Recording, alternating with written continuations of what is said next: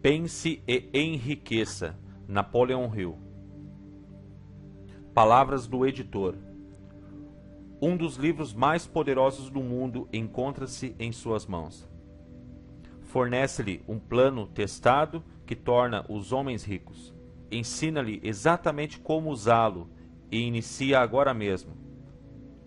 O que é que faz que um homem vá para frente toda a sua vida, realizando, ganhando, multiplicando sua riqueza e felicidade, enquanto o outro nem sequer começa? O que é que dá a um homem grande poder pessoal, enquanto outro permanece ineficaz? O que faz com que um homem seja capaz de resolver qualquer problema, encontrar o caminho entre todos os lugares inóspitos da vida, até a realização de seus mais acalentados sonhos, enquanto outro luta, fracassa e termina em nada? Há muitos anos atrás, Napoleon Hill sentou-se com Andrew Carnegie, um dos homens mais ricos do mundo na época, e teve o primeiro vislumbre do grande segredo. Carnegie incumbiu-o de descobrir como outros usavam este segredo, para que lhes estudasse os métodos e criasse um único método que pudesse ser dado ao mundo como plano máximo. Pense e enriqueça revela o segredo e fornece o plano. Desde sua publicação em 1937, muitas edições se esgotaram assim que foram impressas. A edição presente foi atualizada com auxílios completamente novos para o leitor, incluindo um curso para recordar de uma página em cada capítulo. Aqui está finalmente o meio seguro de vencer todos os obstáculos, realizar qualquer ambição, atrair sucesso como se viesse de um rio eternamente fluente. Este livro irá sacudi-lo com seu poder de transformar a vida. Logo saberá por que certas pessoas adquirem pilhas de dinheiro e felicidade, pois você será uma delas. Prefácio. Em todos os capítulos deste livro, menciono o segredo de ganhar dinheiro, que trouxe fortunas a centenas de homens muito ricos, homens que analisei com cuidado durante longos anos. O segredo foi trazido à minha atenção por Andrew Carnegie, há mais de meio século. O sagaz e adorável velho escocês o jogou para mim descuidosamente, quando eu não passava de um garoto. Depois, recostou-se na cadeira com um alegre piscar de olhos e ficou a examinar-me atentamente, para ver se eu possuía cabeça suficiente para entender o pleno significado do que me dissera. Quando percebeu que eu captara a ideia, indagou se eu queria passar 20 anos ou mais preparando-me para apresentá-la ao mundo, aos homens e mulheres que, sem o segredo, passariam a vida inteira fracassados.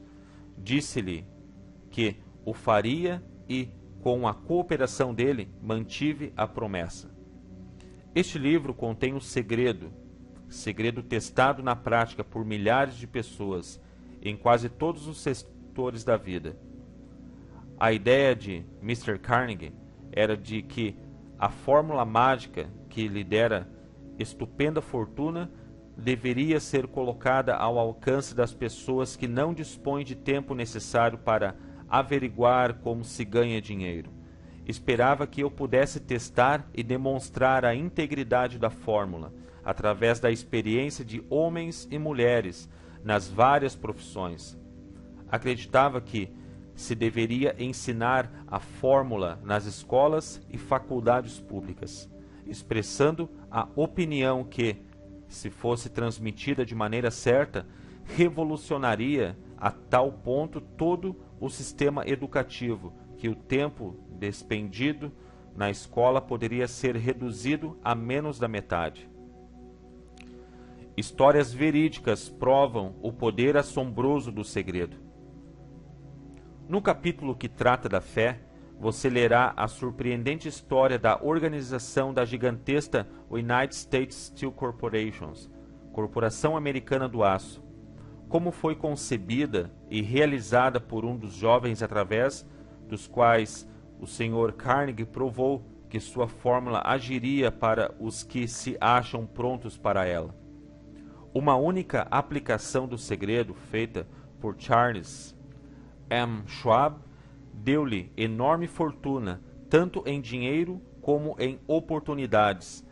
Essa determinada aplicação da fórmula valia aproximadamente 600 milhões de dólares. Tais fatos, e são fatos conhecidos de quase todos que conheciam o Sr. Carnegie, fornecem-lhe uma ideia justa do que a leitura deste livro lhe poderá proporcionar, desde que você saiba o que quer. O segredo foi revelado a milhares de homens e mulheres que o aplicaram em seu próprio benefício. Como o planejara o Sr. Carnegie, alguns arranjaram fortunas com ele, outros o aplicaram com êxito para criar harmonia em seus lares. Um clérigo usou-o com tal eficácia que lhe rendeu mais de 75 mil dólares por ano.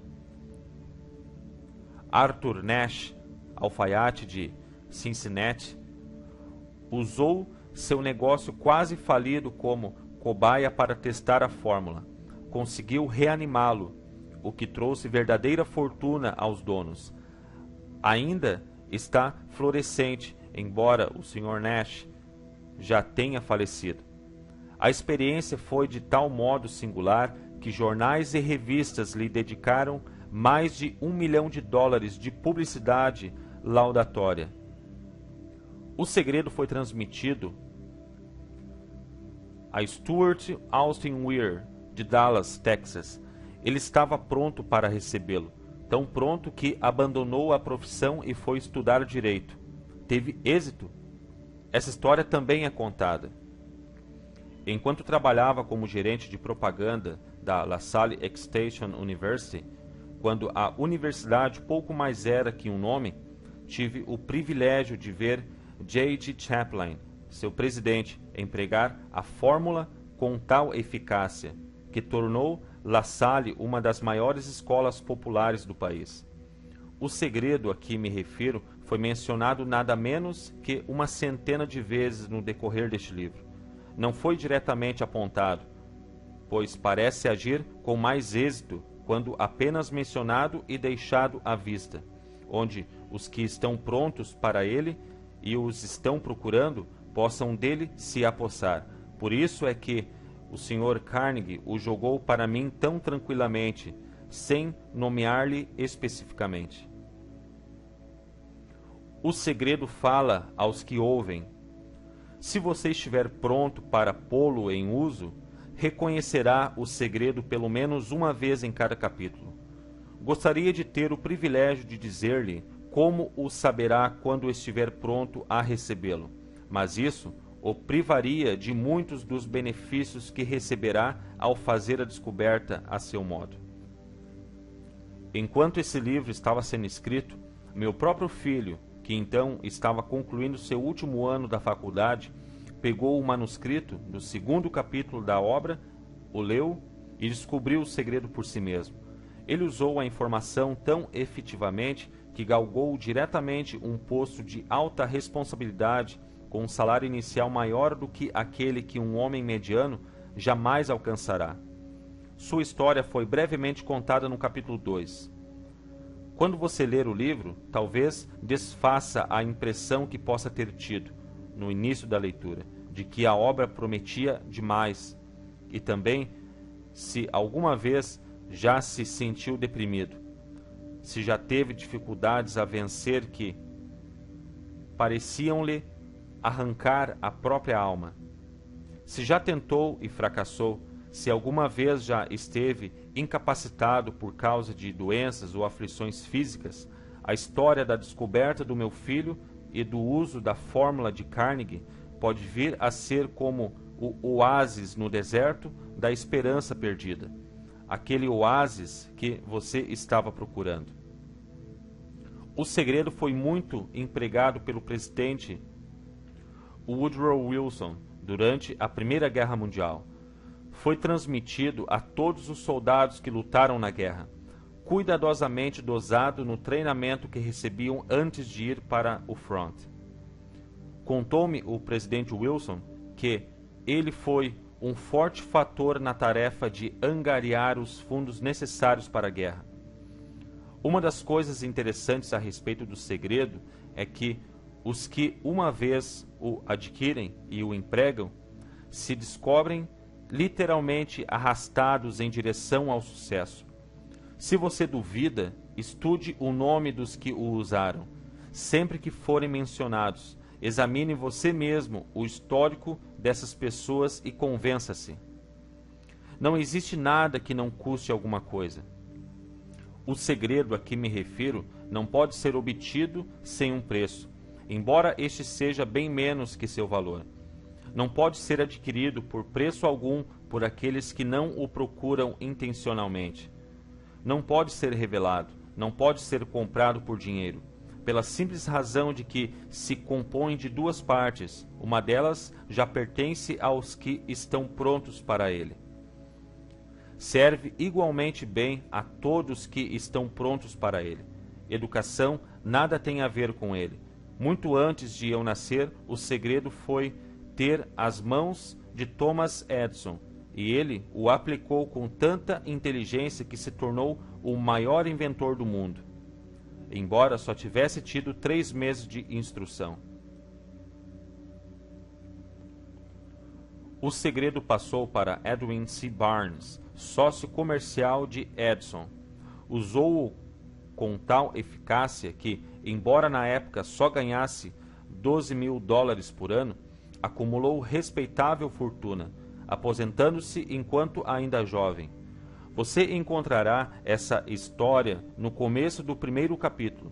Irá convencê-lo de que a riqueza não está além do seu alcance, que você poderá ser ainda o que deseja ser, que dinheiro, fama, reconhecimento, felicidade podem ser de todos aqueles que estão preparados e decididos a receber tais bênçãos. Como é que sei dessas coisas? Você terá a resposta antes de terminar o livro.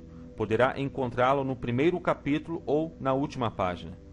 Enquanto me ocupava com a tarefa da pesquisa de 20 anos, que empreendi atendendo ao pedido de Sr. Carnegie, analisei centenas de homens afamados, muitos dos quais admitiram terem acumulado suas vastas fortunas utilizando o auxílio do segredo de Carnegie.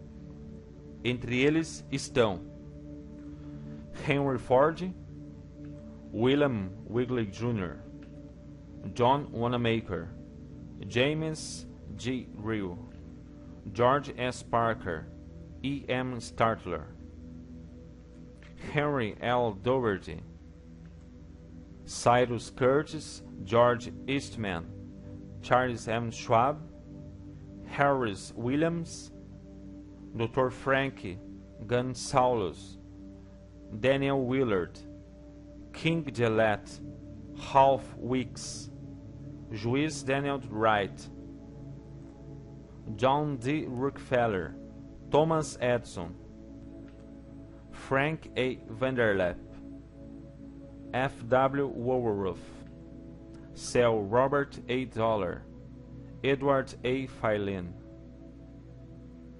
Edwin C. Barnes, Arthur Nash, Theodore Roosevelt, John Davis, Albert Hubbard, Wilbur Wright, William Jennings Bryan, Dr. David Starr Jordan, J.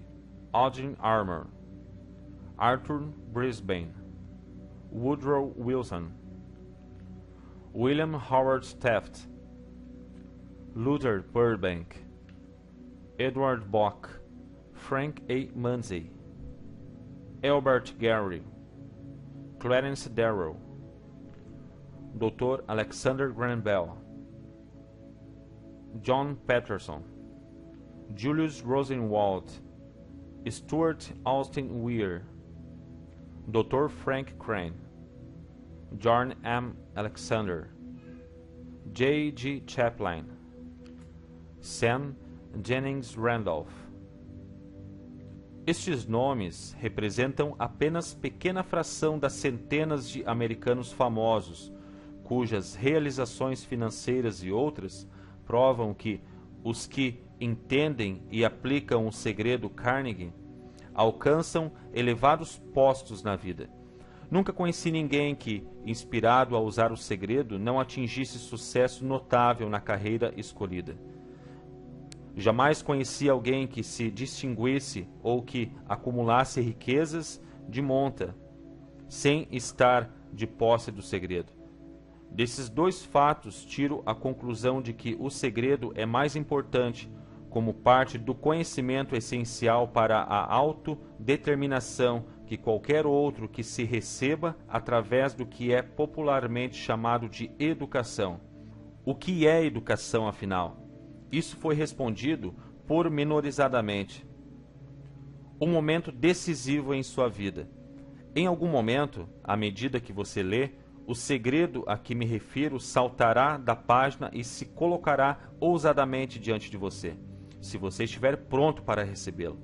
Assim que aparecer, você o reconhecerá. Quer capte o sinal no primeiro, quer no último capítulo. Pare um momento quando ele se apresentar e faça um brinde, pois a ocasião assinalará o mais importante ponto de mutação em sua vida.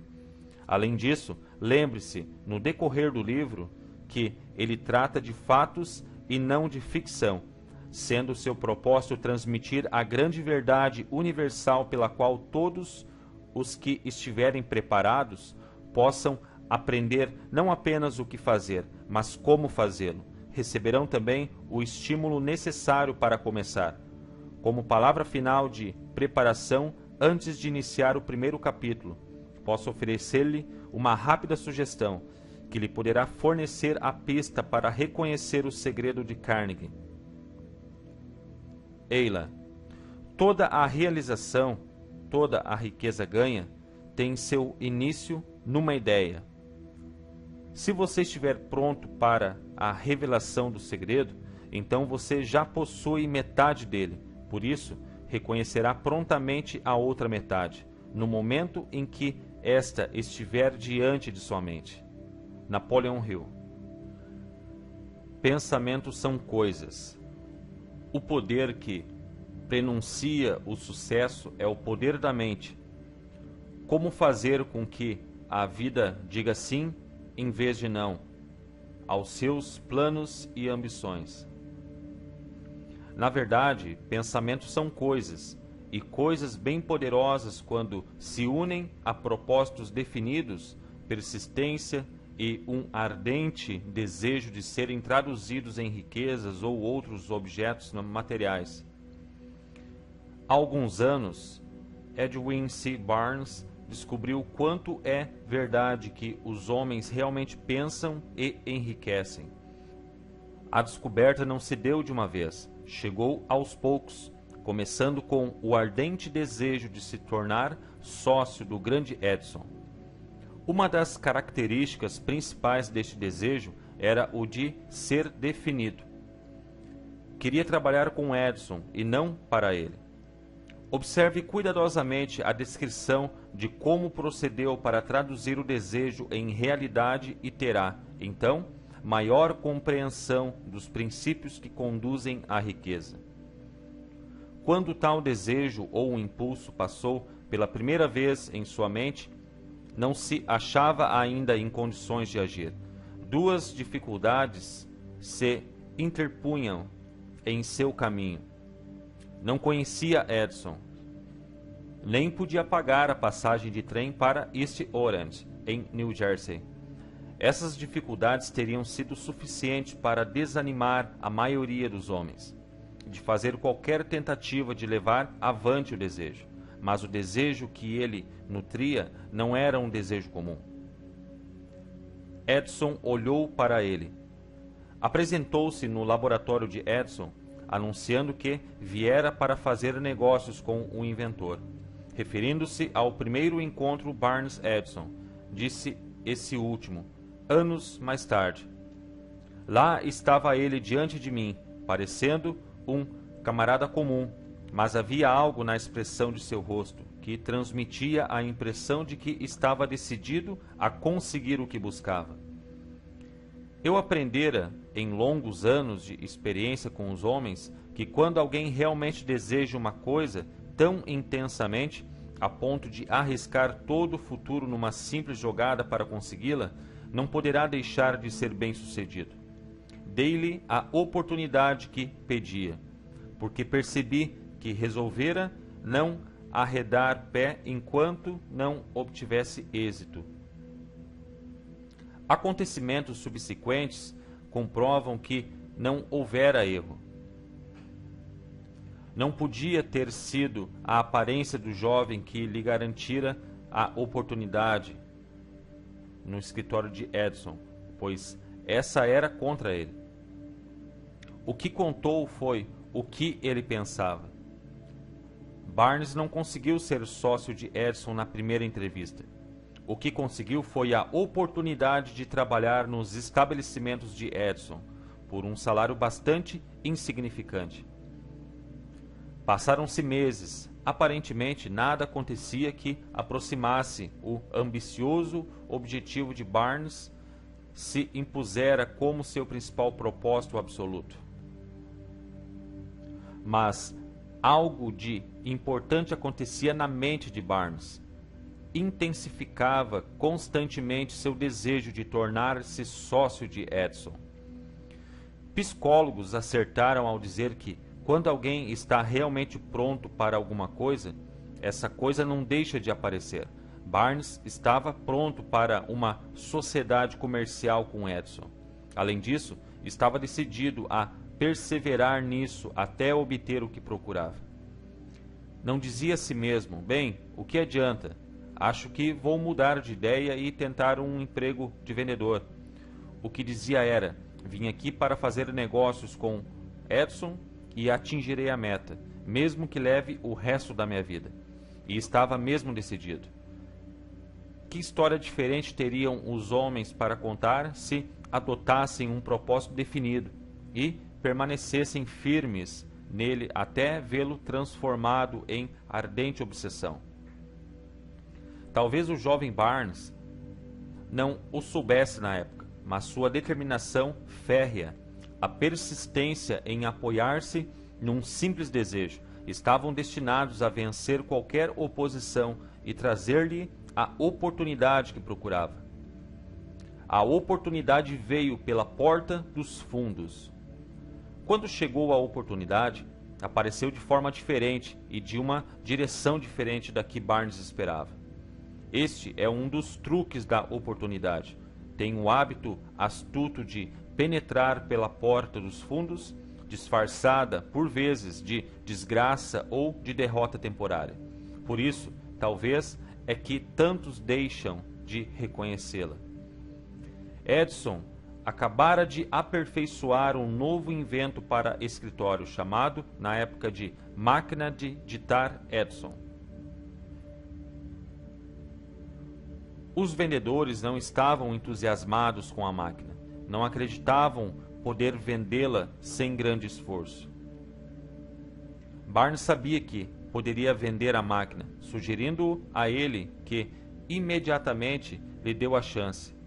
Conseguiu vendê-la, e tão satisfatoriamente que Edison lhe deu um contrato de distribuição e vendas de âmbito nacional.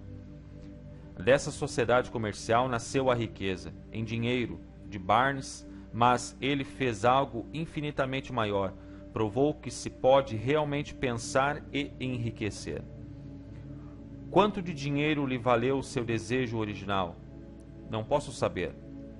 Talvez lhe trouxesse 2 ou 3 milhões de dólares, mas a quantia, seja qual for, torna-se insignificante comparada à qualidade maior que adquiriu através do conhecimento de que um impulso intangível de pensamento pode ser transformado em prêmios materiais, aplicando-se os princípios conhecidos.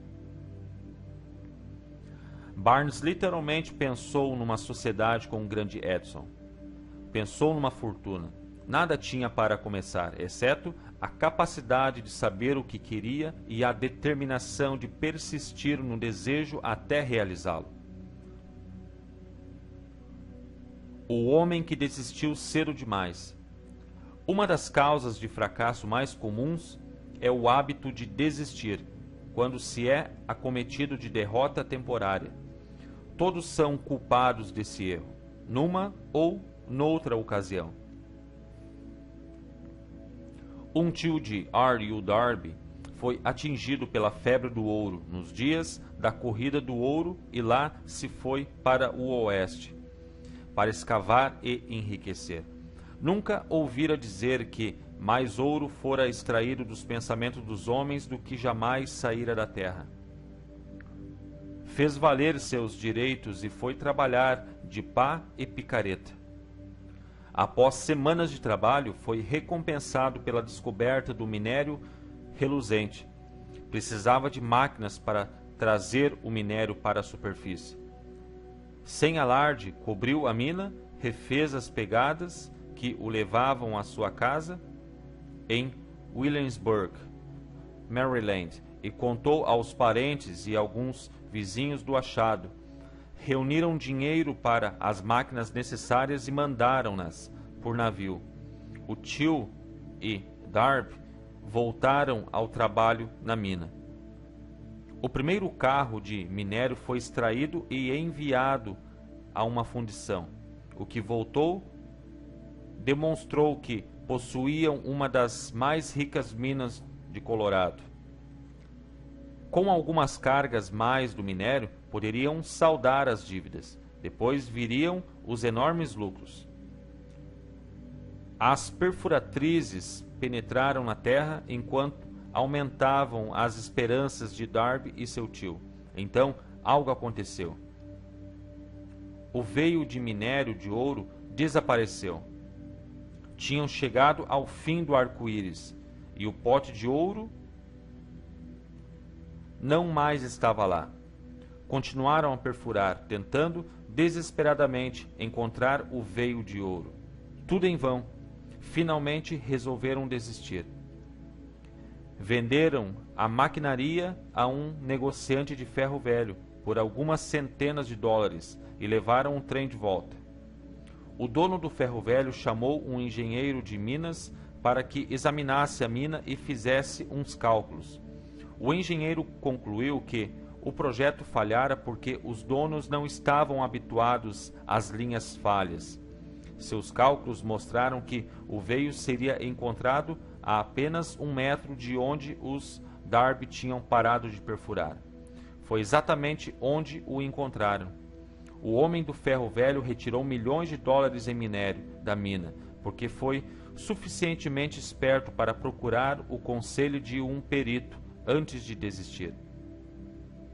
Sucesso a um passo além da derrota.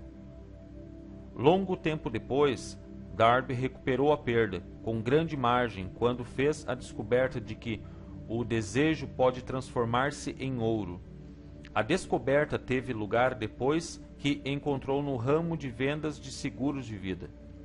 Lembrando-se de que perdera enorme fortuna por ter parado a 3 passos do ouro. Darby lucrou com a experiência em seu trabalho pelo método simples de dizer a si mesmo: parei a 3 passos do ouro, mas jamais pararei porque os homens me dizem não ao meu pedido de que comprem seguro de vida. Darby tornou-se parte de um pequeno grupo de homens que vendem anualmente mais de $1 milhão. Deve sua persistência à ação que aprendeu com sua desistência no ramo da mineração do ouro. Antes que o sucesso chegue na vida de qualquer homem, ele encontrará, com certeza, muitas derrotas temporárias e talvez algum fracasso. Quando a derrota alcança o homem, a coisa mais fácil e lógica a fazer é desistir. É o que faz exatamente a maioria das pessoas. Mais de 5.000 dos homens de maior sucesso que este país jamais teve contaram ao autor que seu maior êxito chegou justamente a um passo além do ponto em que a derrota o alcançara. O fracasso É um malandro com aguçado senso de ironia e astúcia. Sente grande prazer em derrotar a pessoa, quando o êxito está quase ao seu alcance. A criança que dominou o homem. Pouco depois que Darby se formou na escola dos golpes duros, decidindo aproveitar a experiência que tivera no ramo da mineração do ouro, teve a sorte de estar presente numa ocasião que lhe demonstrou que um não precisa necessariamente significar não. Uma tarde ajudava o tio a moer trigo num moinho antigo. O tio dirigia uma grande fazenda em que viviam alguns colonos de cor, partilhando a colheita. Silenciosamente abriu-se a porta e uma criança de cor, pequena, filha de um dos arrendatários, entrou, parando ao lado da porta. O tio ergueu os olhos e, vendo a criança, berrou-lhe asperamente: "O que é que você quer?" Medrosa, a criança respondeu: "Mamãe dizeu para mandar 50 centavos para ela." "Não o farei", retorquiu o tio, "e agora corra para casa." "Sim, senhor", disse a menina, mas não se moveu. O velho continuou o serviço e estava tão entretido que nem percebeu que a criança não ia embora. Ao erguer os olhos, deparou com ela no mesmo lugar. Gritou-lhe: "Já lhe disse que fosse para casa. Agora vá, senão vou bater em você." "Sim, senhor", respondeu a criança, mas não se mexeu. O tio largou um saco de farinha que ia despejar no funil, apanhou um bastão do barril e se dirigiu à criança com uma expressão que indicava barulho. Darby conteve a respiração. Estava certo de que testemunharia uma violência. Sabia que o tio tinha um temperamento feroz. Quando este jogou ao lugar em que estava a menina, ela deu um passo à frente. Rapidamente olhou-o nos olhos e gritou no tom mais alto de sua voz aguda: "Minha mãe tem de ter os 50 centavos." O tio parou, olhou-a por um momento, depois colocou o pau no chão e, tirando do bolso $0,5, deu-o à criança. Esta pegou o dinheiro e se afastou devagar em direção à porta, sem tirar os olhos, por um minuto sequer, do homem que acabara de dominar. Depois que ela se foi, o tio se sentou numa caixa e ficou a olhar pela janela para o espaço por mais de 10 minutos. Refletia, horrorizada, sobre a surra que levara. Darby também raciocinava. Fora a primeira vez em toda a sua experiência que vira uma criança de cor dominar uma pessoa adulta branca. Como o fizera? O que sucedera ao tio que o fizera perder a ferocidade e se tornar dócil como um cordeiro? Que estranho poder usar a criança que a tornara dona da situação? Estas e outras perguntas semelhantes passavam pela mente de Darby, mas ele só encontraria a resposta anos mais tarde, quando me contou a história.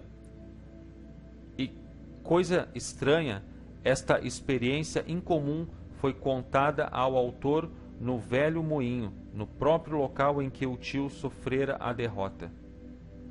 O sim por trás do não. Enquanto estávamos naquele velho moinho poeirento, Darby repetiu a história da estranha conquista e terminou indagando: "Qual a conclusão que tira disso? Que estranho poder usou a criança a ponto de conseguir vencer tão completamente meu tio?" A resposta será encontrada nos princípios descritos neste livro. É uma resposta total e completa. Contém pormenores e instruções suficientes para permitir a qualquer um entender e aplicar a mesma força na qual a criança tropeçou acidentalmente.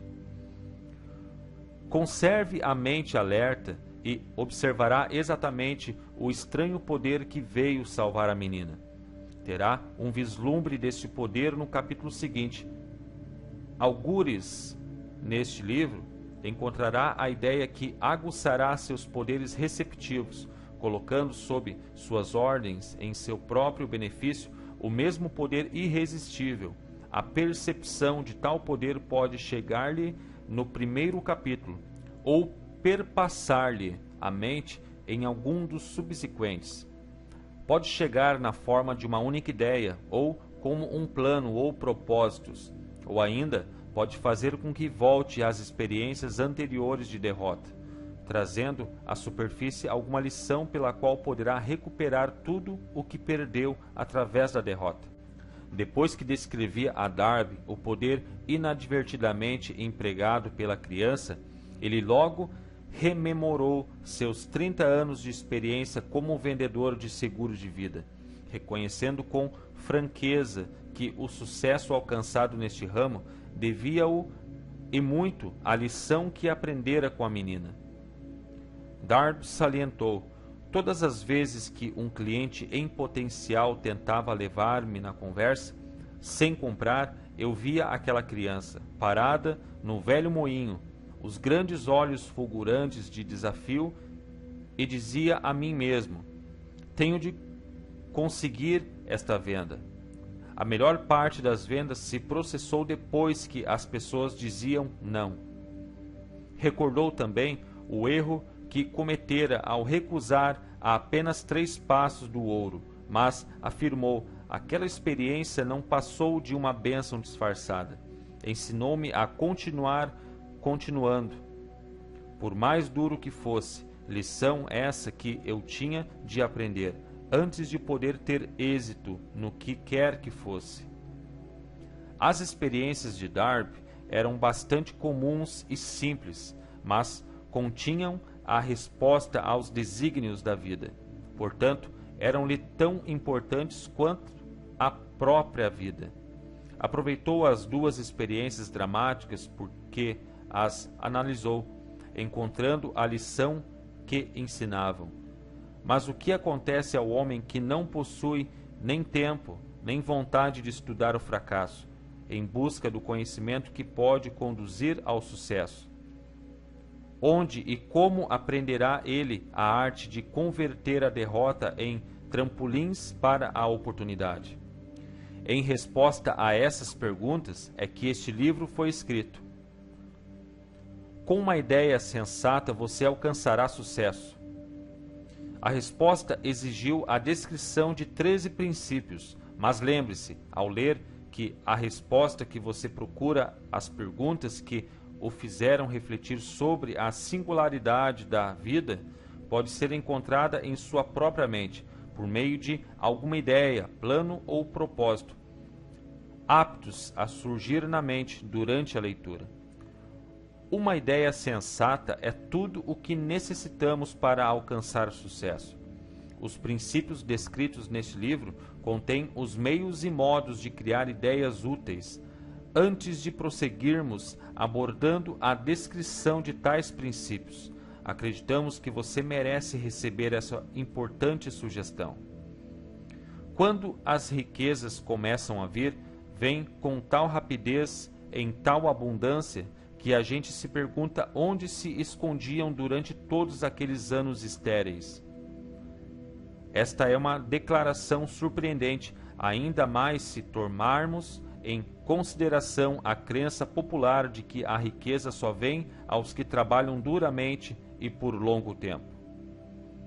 Quando você começar a pensar e a enriquecer, observará que a riqueza começa com um estado de espírito, com decisão e propósito, com um trabalho pequeno ou árduo.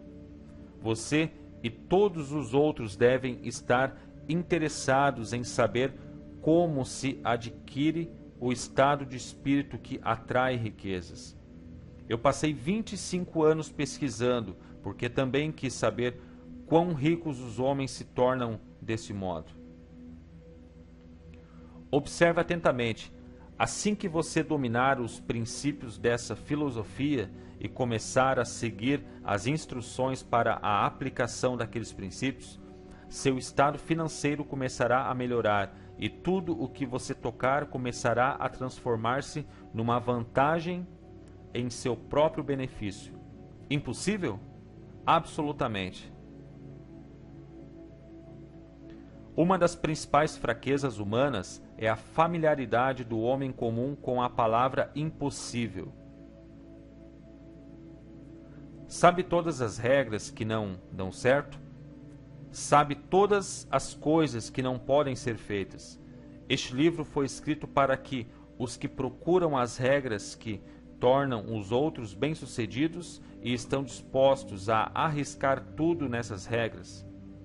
O sucesso chega àqueles que têm a consciência do sucesso. O fracasso vem aos que, com indiferença, se tornam cônscios do fracasso. O objetivo deste livro é ajudar aos que procuram aprender a arte de mudar suas atitudes de fracasso consciente a sucesso consciente. Outra fraqueza encontrada em gente demais é o hábito de medir tudo e a todos por suas próprias impressões e crenças. Algumas pessoas que lerem isto acreditam que não poderão pensar em enriquecer, porque seus hábitos de raciocínio foram calcados na pobreza, necessidade, miséria, fracasso e derrota. Essa gente infeliz lembra-me um chinês proeminente que foi à América para ser educado no sistema americano. Frequentou a Universidade de Chicago. Um dia, o presidente Harper encontrou o jovem oriental no pátio. Parou para bater um papo com ele, durante alguns minutos, terminando por indagar o que é que mais o impressionara como sendo a característica principal do povo americano. Ora, exclamou o estudante, a estranha forma dos olhos, vocês têm os olhos puxados.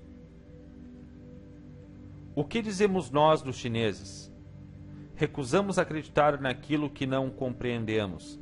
Cremos tolamente que nossas próprias limitações são a medida certa das limitações. Certamente, os olhos dos outros estão puxados porque não são iguais aos nossos.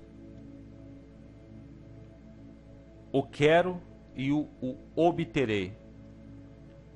Quando Henry Ford decidiu produzir seu famoso motor V8, quis construir um motor com todos os 8 cilindros colocados num só bloco. Deu aos engenheiros as instruções necessárias para fazer um projeto da máquina. O desenho foi feito no papel, mas os engenheiros concordaram unanimemente em que era impossível engastar um motor de 8 cilindros numa só peça. Ford disse, façam-no de qualquer maneira. Mas, replicaram, é impossível.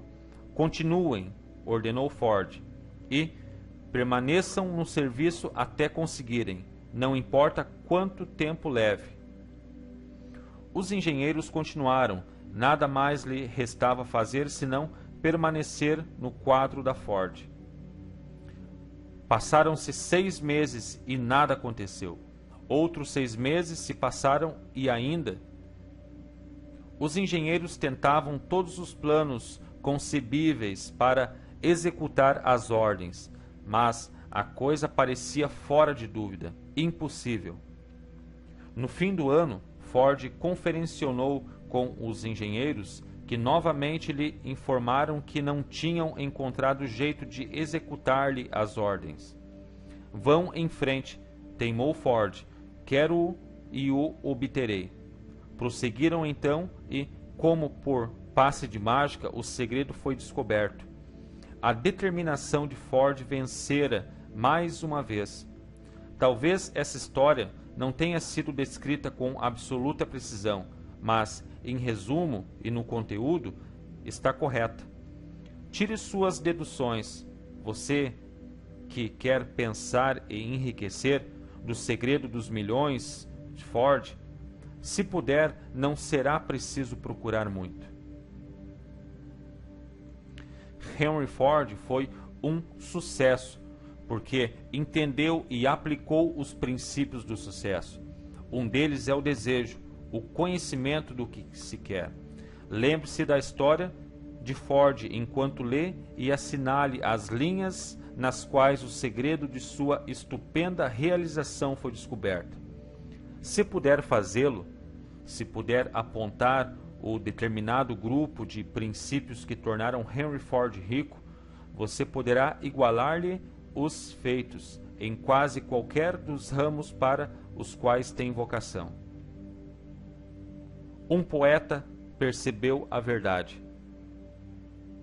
Quando Henley escreveu essas linhas proféticas, sou o dono do meu destino, capitão da minha alma. Deveria ter nos informado que se somos donos do nosso destino e capitães da nossa alma, é porque temos o poder de controlar nossos pensamentos.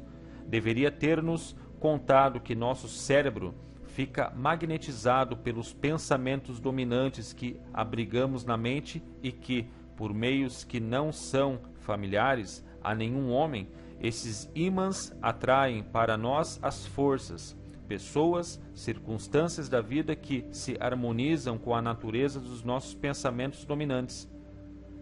Deveria ter nos contado que, antes de podermos acumular riquezas em abundância, devemos imantar nossas mentes com um desejo intenso de riquezas. Devemos tornar-nos desejos de dinheiro, até que esse desejo nos leve a criar planos definidos para adquiri-lo. Mas, sendo poeta e não filósofo, Henley contentou-se em declarar a grande verdade em forma poética, deixando aos que o seguiram a interpretação filosófica de suas linhas. Pouco a pouco a verdade se revelou, até que agora parece certo que os princípios descritos neste livro contêm o segredo do domínio de nosso destino econômico. Um jovem compreende seu destino. Estamos prontos, agora, a examinar o primeiro destes princípios. Mantenha o espírito aberto e lembre-se, ao ler, de que não são invenções de ninguém em particular. Os princípios funcionaram para muitos. Você poderá empregá-los em seu próprio e duradouro benefício. Achará fácil e não difícil fazê-lo. Há alguns anos fiz o discurso de formatura no Salem College, em Salem, na Virgínia Ocidental. Salientei o princípio descrito no capítulo seguinte com tal intensidade que um dos membros da classe de bacharelandos apropriou-se dele completamente, tornando-o parte de sua própria filosofia. O jovem se tornou deputado e fator importante na administração Franklin D. Roosevelt.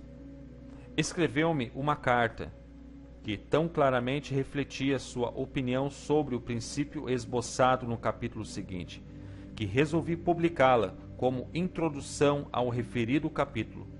Fornece uma ideia das compensações futuras. Meu caro Napoleon, minha tarefa como membro do Congresso, tendo-me dado compreensão dos problemas de homens e mulheres, faz com que lhe escreva para oferecer-lhe uma sugestão que poderá ser útil a milhares de pessoas dignas. Em 1922, quando fez o discurso de formatura no Salem College, era eu um dos bacharelandos. Naquele discurso, o senhor implantou-me na mente a ideia que foi responsável pela oportunidade que tenho agora de servir ao povo de meu estado, e será responsável em grande escala por qualquer futuro sucesso que possa ter. Lembro-me, como se fosse ontem, da maravilhosa descrição do método pelo qual Henry Ford, com muito pouca instrução, sem um centavo, sem amigos influentes, se elevou a grandes alturas. Resolvi então, antes mesmo de terminado seu discurso que lutaria por um lugar para mim, não importando as dificuldades que tivesse de vencer. Milhares de jovens terminarão os estudos este ano e dentro dos próximos anos. Cada um deles procurará exatamente tal mensagem de estímulo prático como a que recebi do Senhor. Quererão saber para onde se dirigir, o que fazer para começar a vida. O Senhor poderá contar-lhes, porque já ajudou a resolver os problemas de tanta gente. Há milhares de pessoas na América, hoje em dia, que gostariam de saber como converter ideias em dinheiro. Pessoas que têm de começar do nada, sem dinheiro, e indenizar-se das perdas. Se alguém pode ajudá-los, este alguém é o Senhor. Se publicar o livro, gostaria de possuir o primeiro exemplar que sair da máquina, pessoalmente autografado pelo Senhor. Com os melhores votos, creia-me. Cordialmente, seu Jennings Randolph. 35 anos depois de ter feito o discurso, tive o prazer de voltar ao Selwyn College em 1957 e fazer o discurso especial de despedida, por ocasião da formatura da turma. Foi-me então concedido o título de doutor honoris causa de literatura. Desde 1922, venho observando Jennings Randolph, que se elevou a diretor de uma das linhas aéreas mais importantes na nação. Grande e inspirado orador e senador dos Estados Unidos pela Virgínia Ocidental. Pontos a fixar. Tal qual Edwin Barnes, um homem pode estar mal vestido e sem dinheiro, mas seu desejo ardente poderá trazer-lhe a oportunidade de sua vida. Quanto mais você trabalhar na direção certa, mais próximo estará do sucesso. Muita gente desiste quando o sucesso está a seu alcance. Deixam-no para que outros o arrebatem. Propósito é a pedra angular de qualquer realização, grande ou pequena. Um homem forte poderá ser derrotado por uma criança que tenha o propósito. Mude seus hábitos de pensar sobre o significado de sua tarefa e conseguirá, muitas vezes, alcançar o aparentemente impossível. Como Henry Ford, você poderá transmitir aos outros sua fé e persistência e conseguir fazer bem o impossível. Tudo o que a mente humana pode conceber e acreditar, poderá alcançar.